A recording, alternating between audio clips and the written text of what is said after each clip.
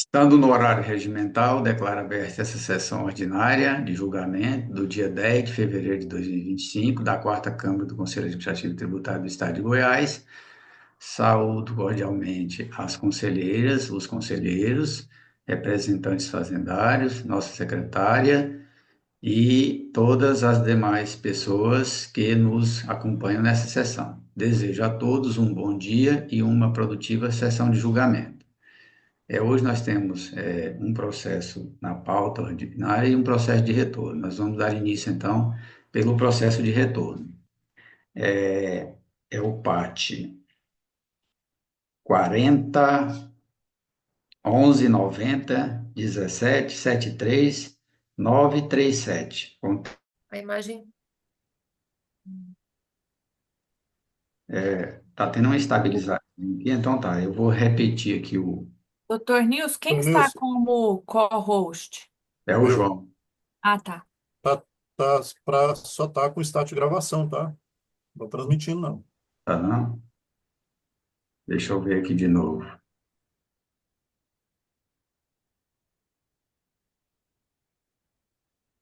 Pode ser que não vai dar para transmitir hoje, mas tudo bem, vamos continuar. Então é o PAT 40, 11, 90, 17, 73, 937, contendo recurso voluntário 0158 de 2025, em que é recorrente Galva Fé, Limitada, Solidário, espólio de José Maria Prates e Gisleide de Almeida Prates Batista, sendo relator o conselheiro João de Moraes Júnior, representante do sujeito passivo. A todos nós, né? Ah, congelamento da imagem. Tá, você me ouviram aí até onde? Não Até ouvi Tá nada. nada. travado, Nilson, tá Eu travado. acho que você deve fazer a abertura novamente. Pede licença, depois a gente dá um jeito de apagar isso e faz a abertura. Porque, é, Você não E a tá, transmissão. tá travado aí? Vocês não estão me ouvindo? Agora Agora sim. sim. Ah, então tá. Então vamos lá. O que eu gostaria de saber é até onde vocês me ouviram. Doutor Nilson, a gente não ouviu praticamente nada. A transmissão o senhor consegue colocar? Começa tudo de novo, Nilson. Tá, é deixa eu isso só. aí.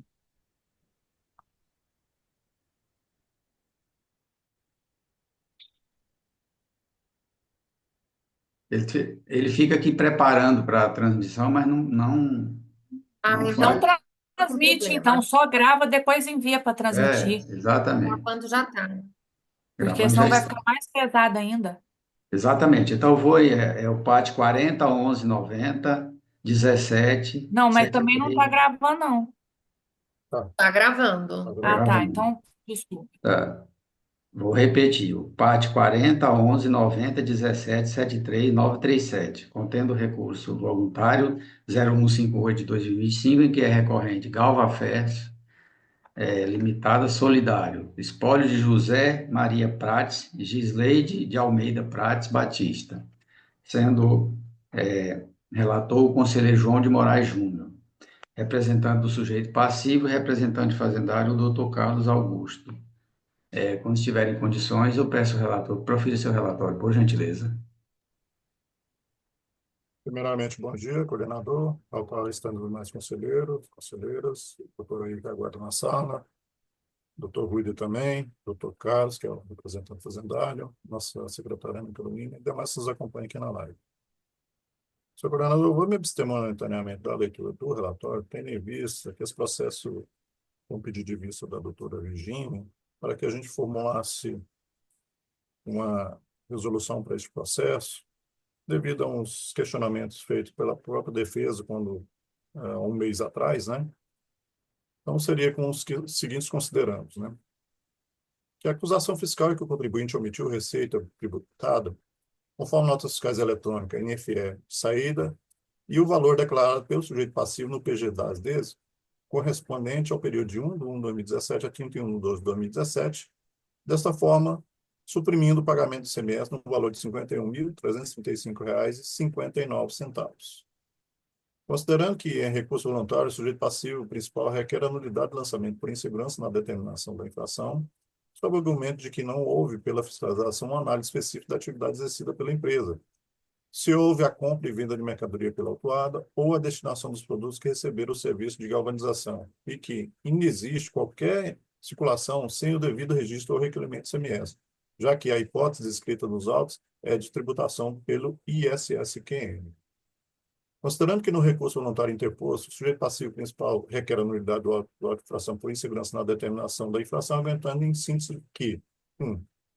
A fiscalização não realizou a análise da atividade econômica exercida pela empresa, notadamente a compra e venda de mercadorias ou a destinação de produtos que receberam o serviço de galvanização. 2. Que não houve circulação de mercadorias sem o devido registro ou recolhimento de ICMS, uma vez que a hipótese descrita nos autos está sujeita à tributação pelo Imposto sobre Serviço, ISS, QM, conforme prova o cartão do CNPJ e o CNAE de atividade principal da empresa, que é de prestação de serviço. E item 3, a Lei Complementar número 116 de 2003, especificamente em seu item 1405, dispõe que o processo de galvanizar o material se encontra dentro dos casos que ensejam a tributação do ISSQN. Considerando que, ao analisar por amostragem notas fiscais emitidas no CFLP 5124, 25, 6124 e 6125, verifica-se que algumas contêm o campo, entre aspas, observações, informações sobre galvanização parcial ou total e industrialização de mercadorias. Considerando os princípios que regem o eixo contencioso fiscal, em especial o princípio da verdade material, contraditória e da ampla defesa, bem que dispõe o artigo 19, parágrafo 3º e 4º da Lei 16.499 de 2009,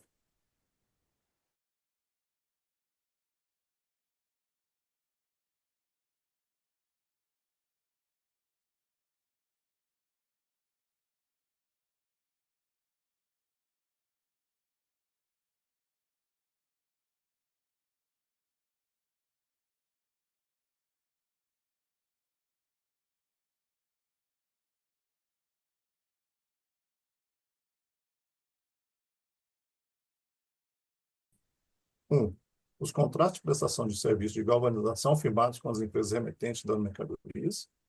2. Planilha em formato Excel que demonstra claramente a vinculação das notas fiscais emitidas com o CFLP final 5124, 5125, 6124 e 6125, na prestação de serviço de galvanização prestada a outra empresa com as notas fiscais emitidas de remessa das respectivas mercadorias, conforme informações constantes no campo observações.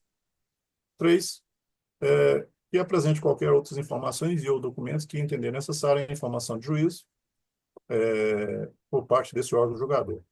Seria esse o encaminhamento, senhor coordenador, e também agradecendo aqui a doutora Virgínia, que me ajudou na elaboração dessa resolução. Obrigado, doutor João. Passo a palavra, então, para o doutor Carlos para se manifestar acerca da proposta de diligência. Bom dia, coordenador, bom dia, conselheiras Ana Carolina Virgínia, bom dia, conselheiros João, M. César, também doutora aí na sala, doutor Ruida e secretária Ana Carolina. No julgamento anterior, a parte questionou essas questões do serviço, terceirização, e até então, falamos que seria sobre a possibilidade da parte trazer já alguma documentação que comprovasse, né, que foi legal.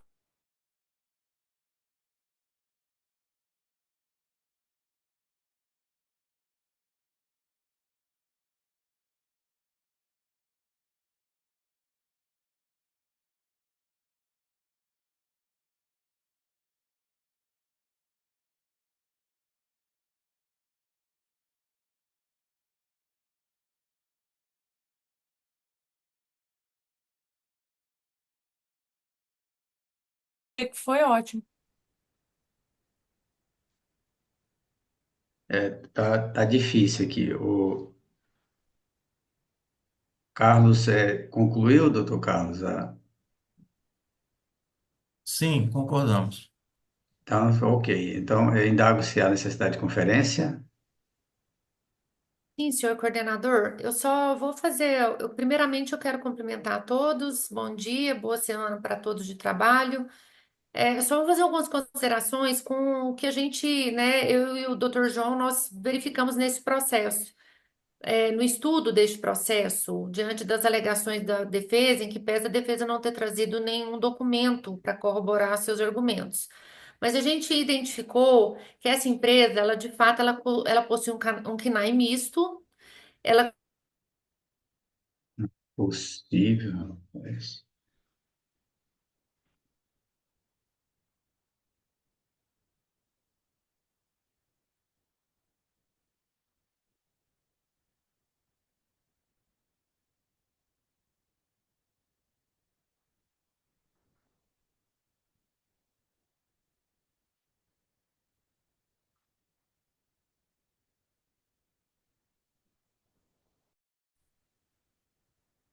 a prestação de serviço de galvanização, mencionando inclusive as notas fiscais de remessa das mercadorias pelas empresas, né, no caso, que mandaram as mercadorias para industrialização.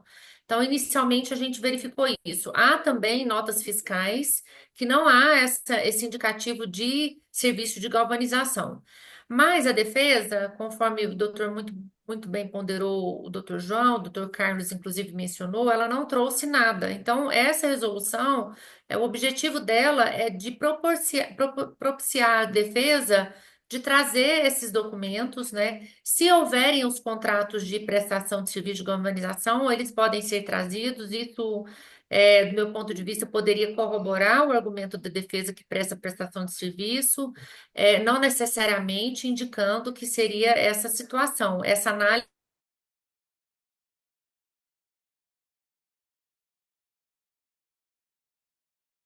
nós faríamos posteriormente. Provavelmente esse processo, após a juntada de documentação pela defesa, ele sairia numa nova diligência para fiscalização, fazer toda essa análise, né? Porque nós estamos diante de vários documentos fiscais aqui, várias notas fiscais.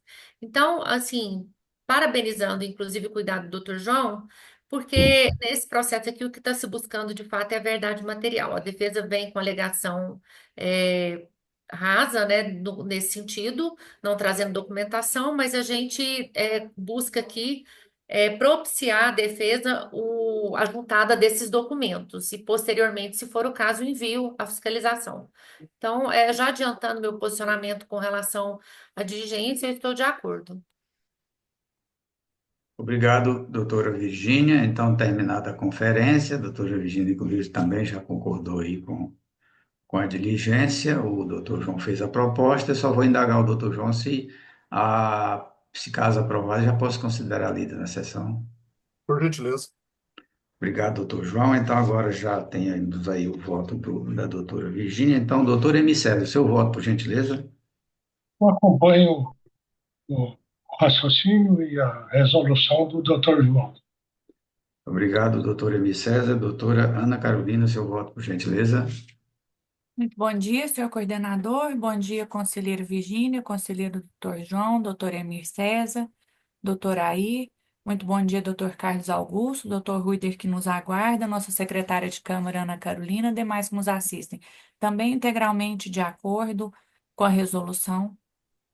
Obrigado, doutora Ana. Então, passo a anunciar o resultado do julgamento desse processo. A quarta Câmara do Conselho Administrativo e Tributário, por unanimidade de votos, resolve converter os autos em diligência no termo da proposta de resolução apresentada pelo conselheiro João de Moraes Júnior, proposta lida e aprovada nesta sessão. Dou por encerrado o julgamento desse processo. Agradeço a presença do doutor Carlos. Eu acho que era o único processo que o senhor teria conosco aqui, não é isso, doutor? Sim, muito obrigado. Bom dia a todos. Obrigado, até mais, doutor. Então, vamos para o item 1 da pauta. É o PAT 4011902400, 360, contendo recurso voluntário 0284-2025, em que é recorrente Onça Preta, Denim Limitada, Solidário Mix, Brandes Limitada, sendo o relator o conselheiro Air de Vasconcelos Ganzaroli, em substituição ao conselheiro Dr. M. César, representante do sujeito passivo ausente e representante fazendário, Dr. Rui de Oliveira Santos. Quando estiver em condições, eu peço ao relator que profira seu relatório, por gentileza. Muito bom dia, senhor coordenador. Bom dia, conselheira Ana Carolina, conselheira Virgínia, conselheiro João de Moraes, ao representante fazendário, doutor Ruider, ao doutor Emir, que aguarda seu processo na sala de espera, acompanhando pelo YouTube. Senhor coordenador, eu também vou me abster em fazer o relatório para apresentar uma proposta de resolução para esse processo, tendo em vista que ainda há alguns questionamentos que precisam ser elucidados para esse processo já ficar apto a julgamento. Então, eu já peço licença para poder estar fazendo a leitura da proposta. Pois não, doutor, fique à vontade. Obrigado. Considerando que consta dos autos que o sujeito passivo recebeu mercadorias, confecções relacionadas nas notas fiscais de número 15.263, 15.265 e 15.266, destinadas a mostruário, somando mais de uma peça com características idênticas, com a mesma cor, com o mesmo modelo, espessura, acabamento e até mesma numeração, todas as notas fiscais têm a mesma mercadoria, assim sendo o uso dessas mercadorias incompatível com a operação de remessa para mostruário. O valor da operação de R$ 84.477,60, já acrescido do respectivo IVA de 50%, deverá recolher ICMS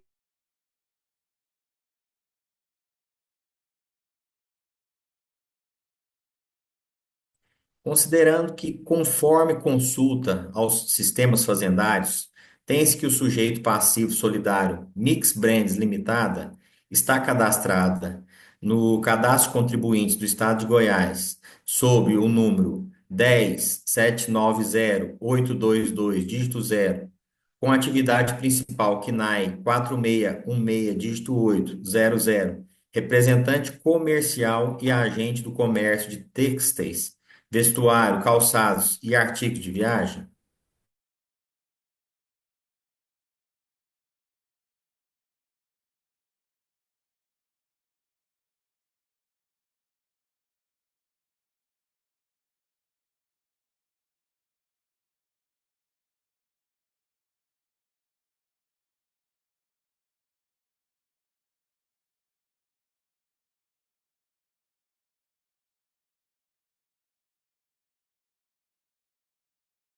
Descreve para mostrar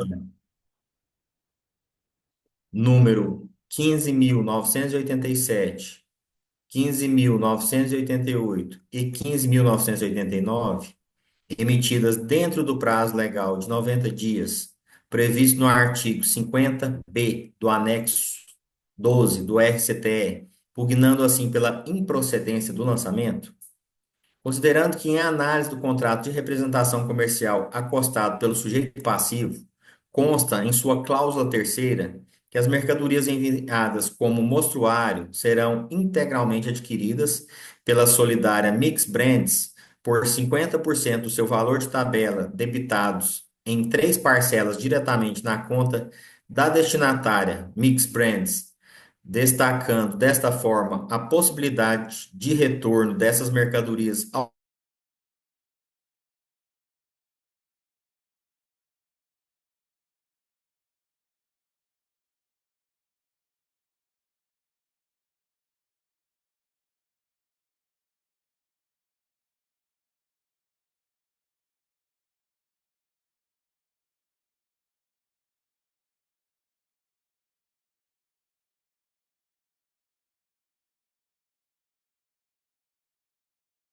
noventa dias, valores que serão debitados na conta corrente da representante. Considerando a clara dissonância entre o disposto no contrato de representação comercial e as notas fiscais de retorno de mostruário apresentados pelo sujeito passivo, considerando o fato de não haver nas notas fiscais de retorno informações acerca do transportador das mercadorias, tampouco de eventuais CTE, ou qualquer outro documento que comprove o retorno físico da mercadoria e possa descaracterizar a obrigação contratual firmada entre as partes de aquisição integral das mercadorias recebidas como mostruário, considerando que as alegações do sujeito passivo e os documentos por ele apresentados ensejam, ao meu ver, a apreciação e análise pela autoridade fiscal autuante, a qual, na condição e melhor conhecedora dos fatos que motivaram a lavratura do auto de infração, pode ofertar os subsídios necessários ao deslinde do julgamento do presente processo?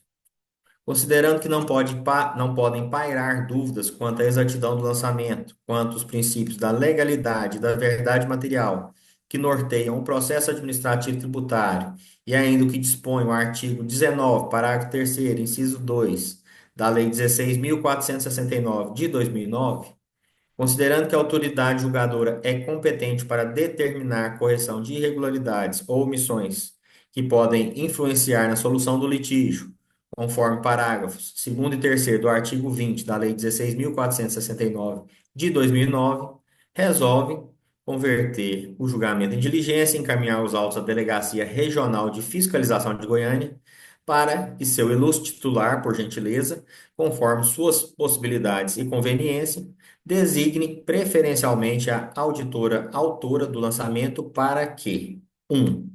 Verifique os documentos juntados pelo sujeito passivo, as folhas 30 e 57, e alegações de que as mercadorias remetidas como mostruário retornaram à origem no prazo legal. 2. Tendo em vista o disposto na cláusula terceira do contrato de representação comercial apresentado pelo sujeito passivo em sua defesa, notifique o sujeito passivo para apresentar documentos que comprovem o retorno físico das mercadorias remetidas para mostruário e, por conseguinte, a exatidão das informações constantes das notas fiscais de retorno acostadas aos autos. 3. Realize qualquer outra diligência que julgar necessária.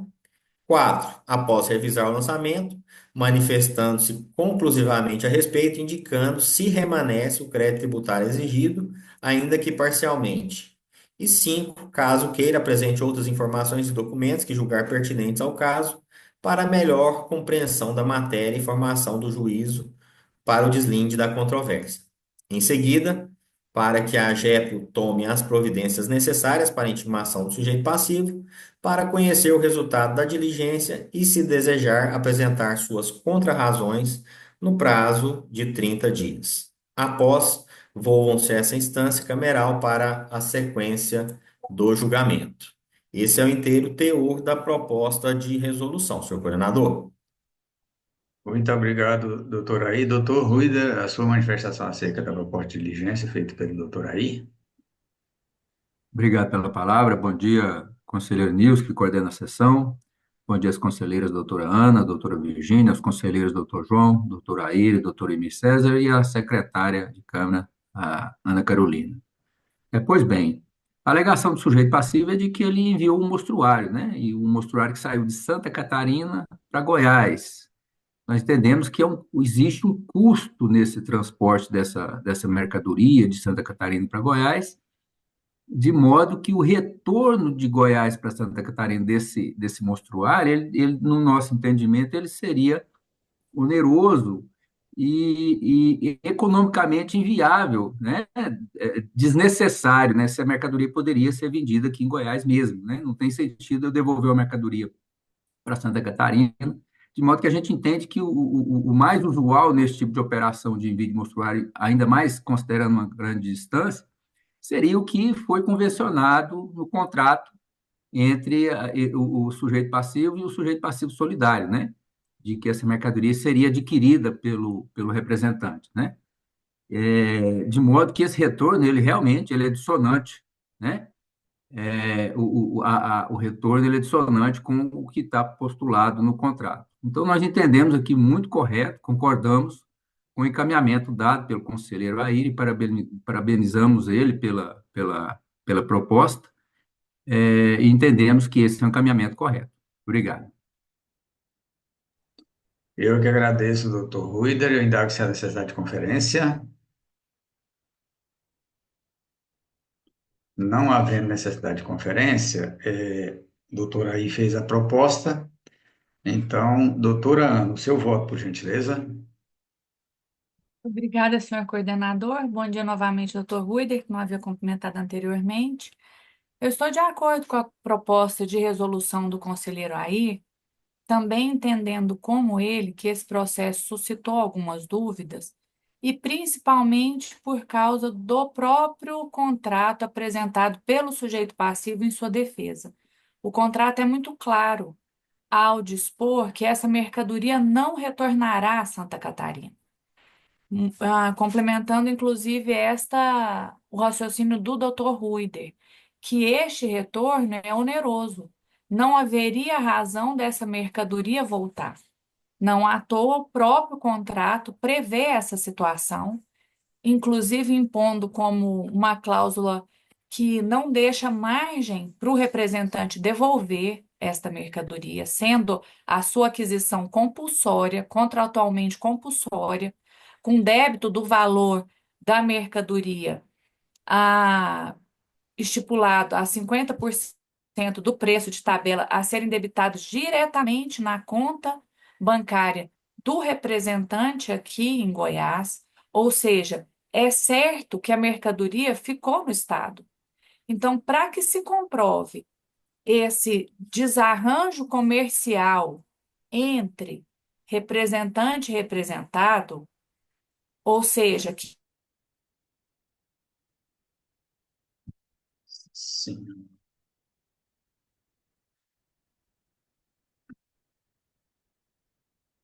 sim.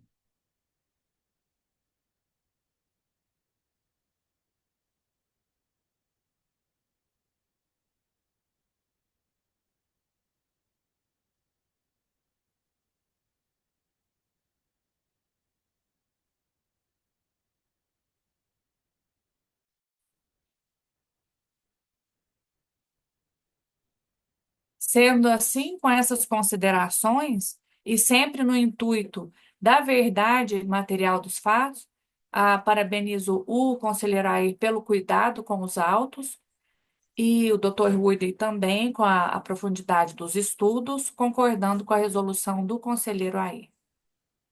Obrigado, doutora Ana. Doutor João de Moraes, seu voto, por gentileza. Eu acompanho a caminhamento de resolução. Obrigado, doutor João. Doutora Virgínia, seu voto, por gentileza. Eu também estou de acordo com a proposta de resolução. Obrigado, doutora Virgínia. Então, passo a anunciar o resultado do julgamento desse processo. A quarta Câmara do Conselho Administrativo Tributário, por unanimidade de votos, resolve converter os autos em diligência nos termos da proposta de resolução apresentada pelo conselheiro doutor Aide Vasconcelos Ganzaroli. Proposta lida e aprovada nessa sessão. Este é o resultado para o julgamento desse processo. Agradeço a presença do doutor Ruida. Obrigado e desejo a todos um bom dia e até a próxima, que será amanhã, né? Até mais. Até amanhã, doutor Ruida. Então, nós não temos mais nenhum outro expediente para a sessão de hoje. Eu declaro encerrada essa sessão, convocando os senhores para a próxima sessão amanhã, às 8h30 da manhã. Tenham todos uma excelente semana.